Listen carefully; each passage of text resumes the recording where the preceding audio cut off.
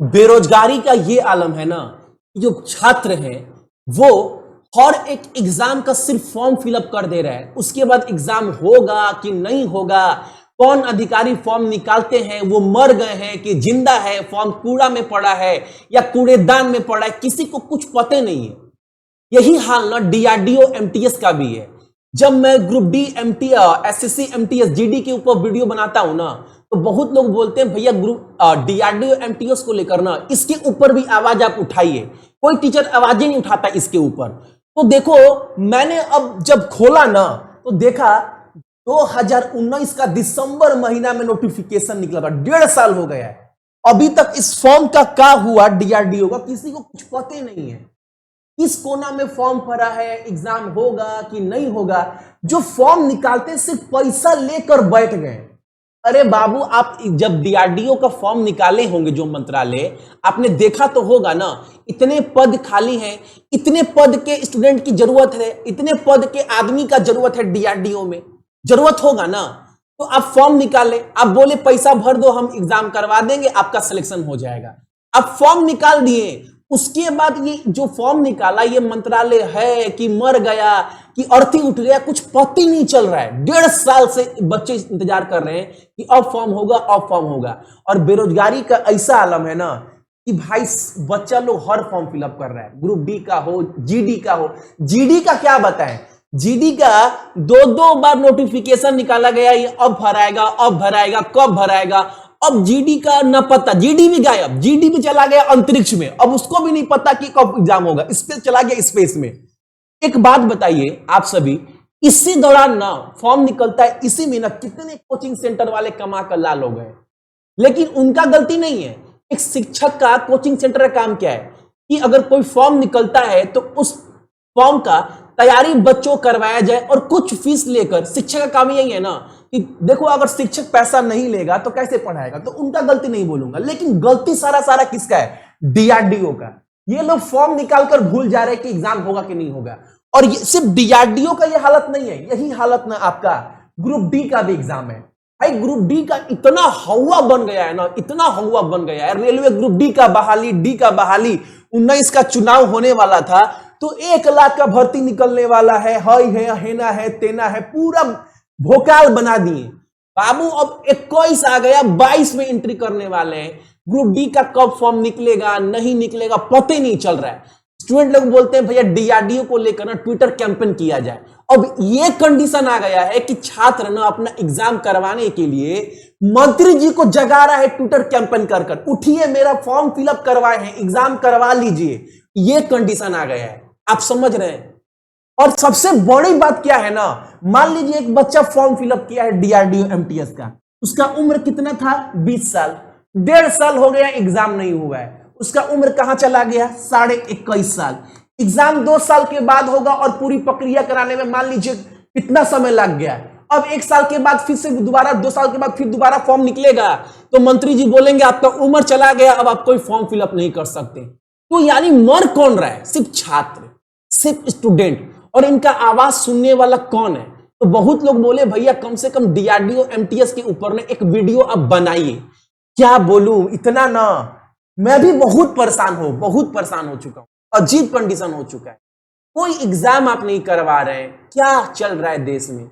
बाकी इन लोगों का नया मंत्रिमंडल का गठन हो जा रहा है, सब काम हो रहा है। अब बोलो कोई काम ठप है मंत्री लोग जी का, भैया मंत्री नेता कोई काम ठप नहीं है, सिर्फ मर कौन रहा है, आम जनता, आम स्टूडेंट्स। भाई बताओ क्या कंडीशन है। पहले हम लोग बोलते थे ना कि बाबू पढ़ाई अच्छा से करो, एग्जाम निकलेगा, दिल से पढ़िए। हम लोग भी यही बोलते थे, बाबू हम लोग जी जान लगाकर आपको पढ़ाएंगे, तैयारी करवाएंगे एग्जाम का, आप लोग बस पढ़ो दिन रात कर कर, ठीक है। लेकिन अब भी कंडीशन आ गया है ना, ये बच्चा बोल रहा है एग्जाम हो ही नहीं रहा है, भैया ट्विटर कैंपेन करिए, फेसबुक के ऊपर ट्रेंड करवाइए, ट्विटर के ऊपर ट्रेंड करवाइए। अब ये सब चल रहा है। एक तो ना इसके लिए जिम्मेदार कहीं ना मीडिया लोग भी है, पूरे जिम्मेवार है यार। मीडिया है वो लोग मतलब हद हो चुका है देश में, सच बोल रहे हैं। और मैंने कल वीडियो बनाकर बोला था सिर्फ केंद्र सरकार की बात नहीं है, यही कंडीशन राज्य सरकार की भी है, किसी भी पार्टी का हो, ये राज्य सरकार केंद्र सरकार सबका यही कंडीशन है। भाई कम से कम ना इस वीडियो के माध्यम से अगर कोई मंत्री जी अगर वीडियो देख रहे हैं ना, तो कम से कम उनको जगाया जाए कि बाबू आप डीआरडीओ का फॉर्म भी निकाले थे 1.5 साल पहले, क्या हुआ नहीं हुआ, एग्जाम होगा कि नहीं होगा, कम से कम बच्चों को बता दीजिए। कम से कम उनको आस लगा हुआ है कि एग्जाम के नाम पर अब एग्जाम होगा तब एग्जाम होगा, वो अपना समय बर्बाद कर रहे हैं। अगर आप एग्जाम नहीं करवा सकते तो कम से कम बोल दीजिए कि हम डीआरडीओ का एग्जाम का फॉर्म निकाल कर पैसा आपसे लूट लिए हैं, अपना पॉकेट भर लिए, मंत्रालय का नया नया घर बना दिए हैं आपके पैसे से, अब आपका एग्जाम जो है वो नहीं होगा।